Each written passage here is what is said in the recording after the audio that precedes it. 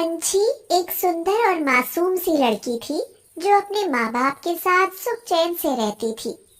पंछी के बापू बलराम खिलौने बेचने का काम करते थे। वो राजशेखर सेठ की शॉप से खिलौने लाते थे। जब भी बलराम राजशेखर की शॉप पर जाते तो उनके साथ पंछी भी जिद करके चली जाती थी। इसका कारण यह था कि राजशेखर पंछी को बहुत प्यार करते थे। अक्सर पंछी की माँ गीता कहती, राजशेखर जी इतने बड़े आदमी हैं, लेकिन उन्हें घमंड छू तक नहीं गया है। हमारी बेटी पंछी को कितना प्यार करते हैं, वरना छोटे आदमियों को कोई मुंह तक नहीं लगाता। हाँ, ये बात तो है। और वो रहम दिल भी हैं। अक्सर मैं रुपए उधार कर देता हूँ, लेकिन कभी भी तगादा नहीं करते। लेकिन भगवान भी ऐसे देवताओं के साथ ही अन्याय करता है। उनको कोई औलाद नहीं दी, कम से कम एक लड़की ही होती, तभी वे हमारी बेटी पंछी को प्यार करते हैं। जरा सी देर में कितने रुपए खर्च कर डालते हैं। हाँ, और हमारी बेटी भी तो कितनी सुंदर है। ये है ही प्यार करने के काबिल। पंछी के बापू खिलौने बेचकर जब रात में आते तो पंछी के लिए ढेर सारा खाने पीने का सामान और अक्सर अच्छे अच्छे कपड़े लाते और बाहर से ही पंछी को पुकारने लगते। अरे पंछी, ओ पंछी, अरे कहाँ है मेरी गुड़िया? आओ देखो, मैं तुम्हारे लिए क्या लाया हूँ। पंछी दौड़ती हुई आती और सारा सामान लेकर अपने बापू की गोद में बैठ जाती और कहती, बापू आप कितने अच्छे हैं। हर समय इसको सिर पर चढ़ाए रहते हो, इतना ज्यादा लाड प्यार भी ठीक नहीं होता। हाँ, अरे भगवान, ले देकर एक यही तो हमारी बेटी है। हम इसे भी दुलार नहीं करेंगे तो किसे करेंगे? अच्छा जाओ, जल्दी से चाय और पकौड़ी बनाओ। हम और हमारी राजकुमारी जी बैठकर ठाड़ से खाएंगे। समय ने पलटा खाया और पंछी की खुशहाल दुनिया लुट गई। बलराम अपनी पत्नी गीता की दवा लेने गए थे। वापस आते समय सड़क दुर्घटना में दोनों की मृत्यु हो गई। अब पंछी अनाथ हो गई थी। उसको उसके चाचा महीप अपने साथ ले गए। महीप की पत्नी रेखा बहुत दुष्ट थी। वह नाराज होकर बोली, अजी ये क्या, इस अनाथ को तुम यहाँ क्यों ले आए? अरे ये बिन माँ बाप की लड़की कहाँ जाती? आखिर ये है तो हमारा ही खून ना। मेरे बच्चों के अलावा मेरा कोई नहीं है, समझे? ये घर है, अनाथ आश्रम नहीं है। क्या बके जा रही हो तुम? भगवान के लिए चुप हो जाओ। बच्ची पर इसका कितना गलत असर पड़ेगा। अपने चाचा और चाची की लड़ाई सुनकर पंछी की आंखों से आंसू बहने लगे। चाचा जी, इससे तो अच्छा है कि मैं वापस अपने घर चली जाऊं। बापू के ढेर सारे खिलौने अभी बेचने को रखे हुए हैं। मैं अब वही खिलौने बेचूंगी। मैं आप पर बोझ नहीं बनूंगी। रेखा तो थी ही चालाक। यह बात सुनकर उसने मन में सोचा, जब ये अपना खुद ही काम करेगी तो इसके यहाँ रहने में कोई हानि नहीं है। मेरा दोहरा फायदा होगा। घर का भी काम कर दिया करेगी और पैसे भी कमा कर लाएगी। चलो यही रहने दो इसे, कोई फर्क नहीं पड़ता। जैसी मेरी बेटी वैसी ही यह है। यह सुनकर महीप खुश हो गया और पंछी फिर वहां रहने लगी। पंछी अपने घर से सारे खिलौने उठाकर ले आई थी। वह अब रोज खिलौने बेचने के लिए जाती। सड़कों पर आते जाते लोगों को आकर्षित करने के लिए जोर जोर से चिल्लाकर बोलती, बाबूजी खिलौने ले लीजिए, खिलौने ले लीजिए। देखिए कितने अच्छे रंग बिरंगे प्यारे खिलौने हैं। अपने बच्चों के लिए खिलौना जरूर ले जाइए साहब। बेशक वह दिन भर खिलौने बेचकर पैसे कमा कर लाती थी, लेकिन रेखा ने उसकी हालत खराब कर रखी थी।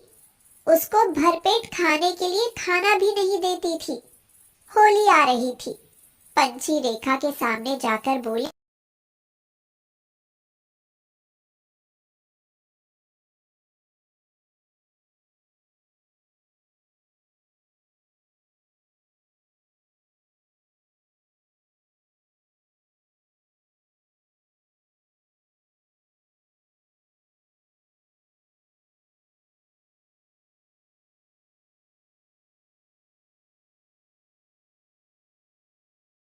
को देखकर पंछी ललचा रही थी, कपड़ों को छूकर देख रही थी।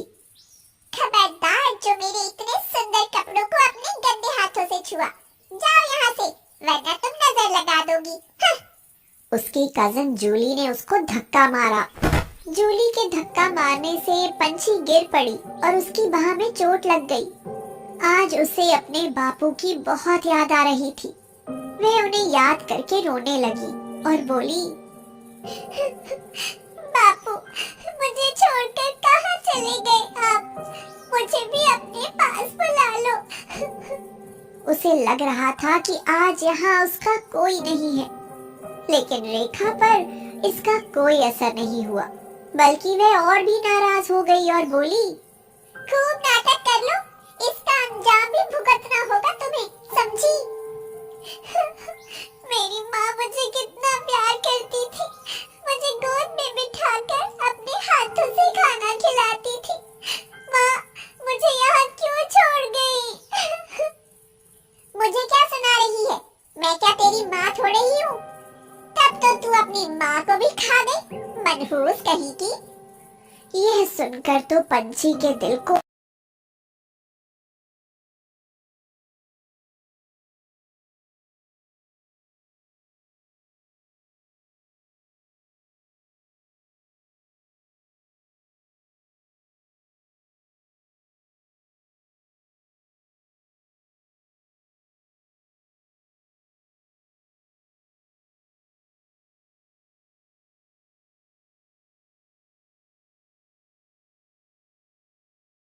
ले लो, देखो कितने प्यारे रंग हैं। चिल्लाते चिल्लाते उसका गला बैठ गया। भूख के मारे उसकी आंखों के आगे अंधेरा छा रहा था, उसे चक्कर आ रहे थे। तभी उसने देखा कि सड़क पर एक भिखारिन का बच्चा आ गया। उसके सामने तेजी से एक कार आ रही थी। वह चिल्लाई, उस बच्चे को रोको, अरे उसे बचाओ, कोई बचाओ, उफ, कोई नहीं जा रहा। अपने खिलौने वहीं पर फेंक कर वह बच्चे को बचाने के लिए तेजी से दौड़ी। बच्चे को सड़क से उठाया और किनारे की ओर भागी। तभी वह चक्कर खाकर गिर पड़ी और बेहोश हो गई। कार उसके करीब आकर रुकी। उसमें से सेठ राजशेखर और उनकी पत्नी संजीता उतरी।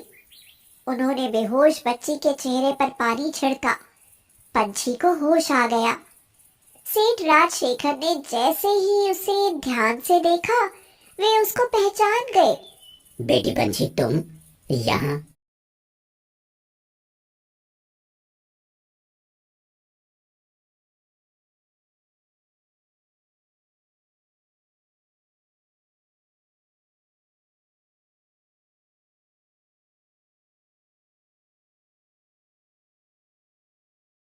ने चौंक कर पूछा, क्या? हाँ।